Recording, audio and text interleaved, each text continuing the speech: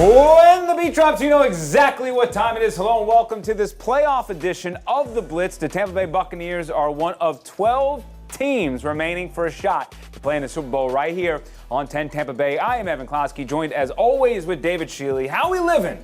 I'm feeling pretty great. I'm feeling awesome. Look, either you win or you go home. It's that simple. Everything is on the line for Tampa Bay. We're about to break down this really interesting matchup. We're going to talk about why the Bucs are a different team than when the last time they saw the Eagles. Plus, a pair of players earned the highest distinction they can get for their play this season. All right, let's get to it. This is the 10 and 10, the 10 most important storylines you need to know before tomorrow's tilt between the Buccaneers and Eagles. Tampa Bay snuck past Carolina last week to earn their third straight NFC South title. It's the first time in team history they ever did that. The Bucs finished the year with a 9-8 record, so a one-win improvement from last season. As for the Eagles, the defending NFC champions started the year 10-1 before free-falling into a wild card spot, losing 5 of their last 6 games. There is plenty of history between the Bucs and the Eagles in the playoffs, but as always, it starts with Rondé Barber shutting down the vet en route to their first ever Super Bowl title. Both teams had to wait nearly 20 years to see each other in the postseason again, David. Yeah, and that next matchup came in 2022 when a young Jalen Hurts came into Ray J facing the defending Super Bowl champions, only to lose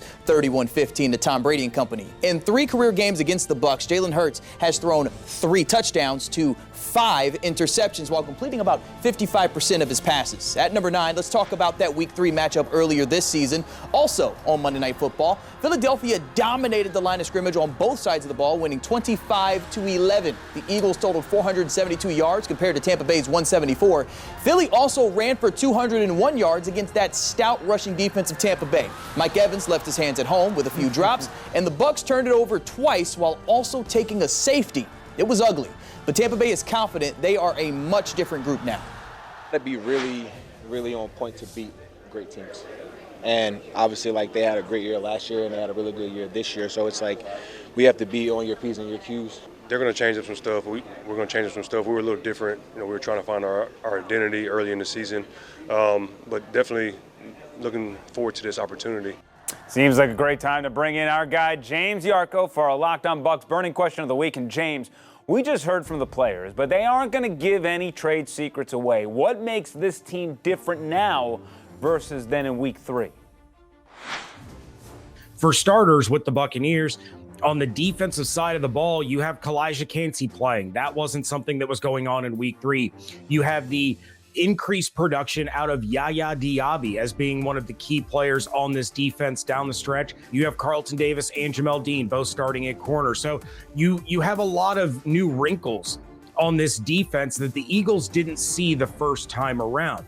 On the flip side, offensively, Rachaad White had yet to get going when these teams met back in Week 3. He only accounted for a little over 60 total yards in that first meeting. Cade Otton has become a bigger part of the offense, a more reliable pass catcher, especially on third downs. And then we have the resurgence of Chris Godwin, who got off to a really slow start, still finished the season with 1,000 yards. He's kind of gone back to that slot receiver role that he plays so well. And against an Eagles defense who leaves a lot of open space close to the line of scrimmage, Chris Godwin could be in for a very big day. So we've seen the evolution now of Dave Canales' offense, but this Buccaneers team is more and better equipped to handle the Philadelphia Eagles offense and defense in this wild card matchup than they were back in Week 3. Thank you so much, James. I can tell you this. The Eagles are not the same team now that they were back then. At number 8, it's all bad vibes right now in Philly. It ain't dreams and nightmares.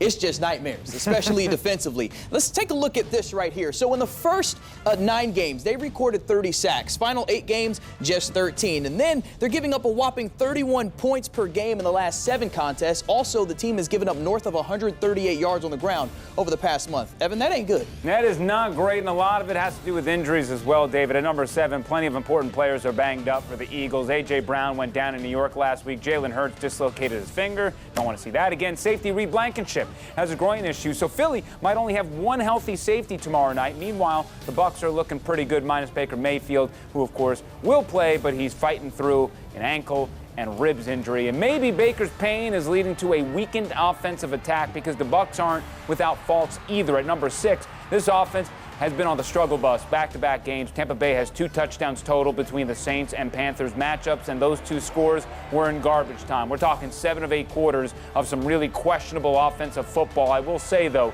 the Bucs ran north of 100 yards last week. So at least that's a good sign, right, David? Yeah, for sure. But against this struggling Eagles defense, the Bucs have to put up points. They cannot continue to lean on their defense to carry them. Tristan Wirfs knows this, and that's why he had to say something before they celebrated the NFC South title last week. Defense, we appreciate you. We ain't scored in 8 quarters offense. We got to be better going to the playoffs. We can celebrate, be excited about this 3rd straight division. We got to put some points on the board. You know, watching Wirfs grow as a vocal leader for this franchise is phenomenal to see. He will be in town a long time. Absolutely. And the same goes for Antoine Winfield Jr. He might have single-handedly saved the season after smacking that touchdown away at the goal line last week in Carolina. Also had that pick to seal that game in the first matchup against Carolina. But, you know, he finally got the recognition he deserves. Snub from the Pro Bowl, but you can't take this one away. First-team All-Pro nod. Yeah, Hempfield is one of 4 players since 2000 to force at least 5 sacks, 5 takeaways, and 5 forced fumbles. He's been a great leader for the Youngins. And at number 4, a lot of rookies are going to play in their first ever playoff game. Currently, there are 12 of them on the depth chart. The 2 biggest names to keep an eye on are Yaya Diaby and Elijah Cansey, who combined for 22 tackles for loss and 59 pressures. Todd Bowles is just hoping the moment doesn't get too big for anyone. The intensity's ramped up, but don't stop doing what you've been doing. You know, continue to prepare the same way, continue to be a pro, and continue to do what you've been doing. The minute you go outside the box is the minute you lose the ball game. So let's break down what the road to Vegas looks like. This is the NFC playoff picture. Only the AFC teams played last night. San Francisco has a bye. The Cowboys host the Packers. Also, the Lions host the Rams. We got Mike McCarthy versus old team. Stafford returning to Detroit. Goff looking for revenge. A lot of storylines. The script writers went to work in the offseason. They killed it with this one. Let's give you the scenarios if the Bucs win. If all the home teams win, they're going off to San Francisco next Sunday. If one road team wins, it's either off to Dallas or Detroit. And if both road teams win, the Bucs are hosting the Rams next week. That's right. At number 3, we give Antoine Winfield Jr. his flowers. How about Mike Evans, who not only made the Pro Bowl, but earned second-team AP All-Pro honors? He is the first Buccaneers wide receiver ever to earn the distinction twice with the club. Evans has his most receptions and receiving yards since 2018. He also grabbed 13 touchdowns, which is tied for second best in his career. All of this at the ripe age of 30 years old. He's been fairly quiet the past 5 weeks, so maybe today